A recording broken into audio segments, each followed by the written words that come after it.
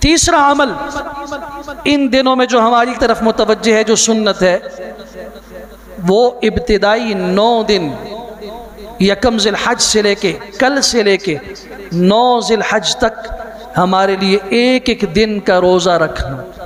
حضور اقدس صلی اللہ علیہ وسلم نے 9 کے 9 دن روزے رکھے اور ایک ایک روزے کی فضیلت بیان فرمائی۔ ایک دن کا روزہ یکفر السنہ، 1 سال کے گناہوں کا کفارہ ہے، سنن ترمذی کے الفاظ ہیں۔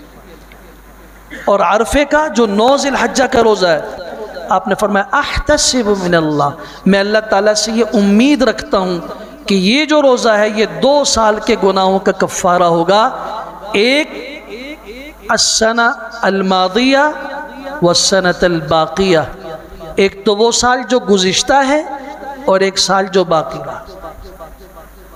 ایک دن کا روزہ 2 سال کے گناہوں کا کفارہ ہے۔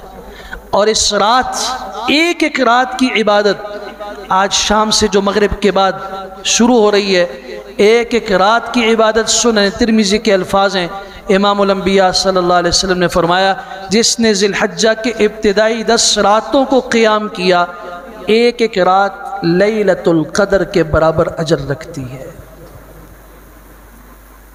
ایک ایک رات لیلۃ القدر کے برابر اجر رکھتی ہے۔